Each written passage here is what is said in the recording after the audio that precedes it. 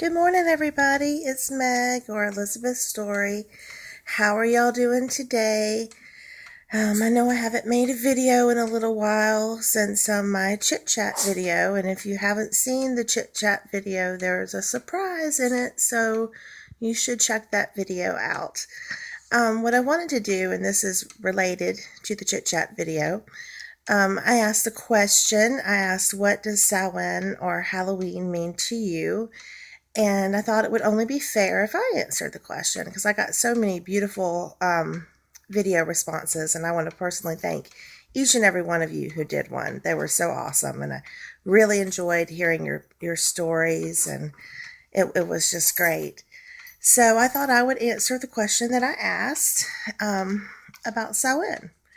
So to me, Samhain is a most sacred and magical time, as I'm sure it is to everyone else. From the very moment that about the time of the equinox, when you get that fall crisp in the air, and it just, it smells like fall. It smells like magic, really, is what it smells like. Um, I love that. It's like you can feel the magic in the air. And I always feel my ancestors around me, and I think about them a lot, all the time, not just at Samhain, but at Samhain, I can really just feel them so strongly. And I think it's just a time of devotion and remembrance, of reverence. And you do the dumb supper, you can make favorite foods for your beloved ones who've passed. You can make little presents for them, take miracles to the grave, or whatever it was they enjoyed while they were on this plane. This year I plan to maybe my dad who passed, not so I don't confuse y'all. I have two dads. I'm lucky enough to have had two. I have my grandfather who raised me, who is my dad, adopted me, and then my biological dad passed away. So my dad loved his Budweiser. My biological dad did. So I'm going to take Budweiser to his grave because that was his favorite thing on this earth. Hold on 1 minute. My dog wants up. Come on. Okay. And of course I'm going to take some flowers and maybe even some crystals to put on his grave. And this year I want to try to, there's something called, what is it called? I saw it online somewhere. Soul cakes, something you traditionally make for the dead. And I've never made that before, so I want to make that. And I'll probably share that on Witchcraftin. So if you're not subscribed to Witchcraftin, it's Witchcraftin, no G, just Witchcraftin. Check that out. So I'm going to try to make those this year. And I set up the ancestor altar, which I have some all year long, but I do, a bigger one at this time. And I have a video on that if you want to take a peep at what I did for that this year. And as we get closer, I will add more stuff to that altar. I'll add, marigolds. This arm's getting tired. I've got to start remembering to get my daughter's camera the night before she goes to bed because I make videos early in the morning. So now I'm having to do it on my phone.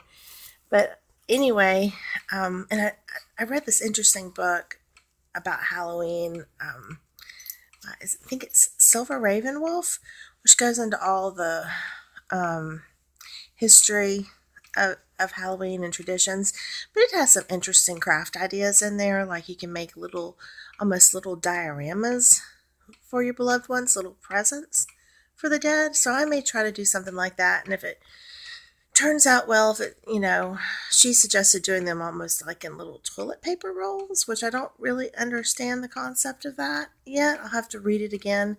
If it turns out to be something really cool, I'll share that with y'all as well. But another thing I tend to get into at this time of year is shadow work.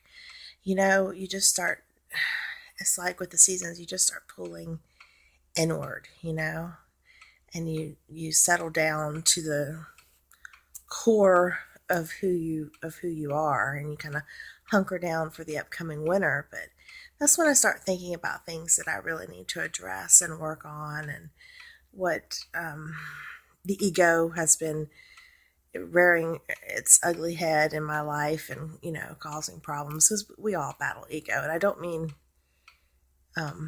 ego like being conceited. I mean ego as in the part of you that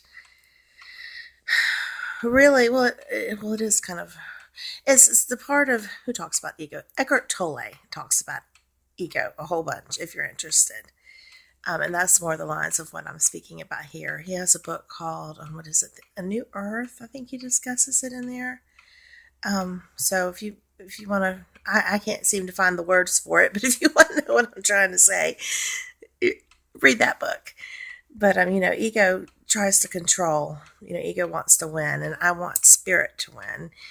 And so sometimes I have to do a little shadow work about that. But those are my plans. I will probably, of course, do a ritual on Samhain, and I will attend. There is a coven. I've been invited to attend that ritual. I will probably go to that, and there'll be a feast. And usually she walks us through a meditation to help us contact our loved ones, and that's always really nice. And there'll be a bonfire and stuff like that. And I'll decorate, which I've already started, and I need to clean my house so I can do a tour so y'all can see the decorations. I don't want to really do the tour until I get my house sort of cleaned up. But my most absolute favorite thing of this time of year, as far as other than what I've already mentioned, is the changing of the leaves. I love that when the colors start to turn. I love that. Absolutely love it. And I love to see all the children dressed up. It's just an awesome time of year. But that's what Samhain means to me.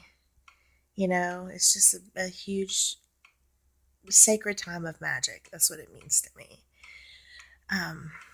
So thank you everyone who did the VRs. I really enjoyed them. That was awesome. And I can't wait to see who wins. All right. Blessed be everyone.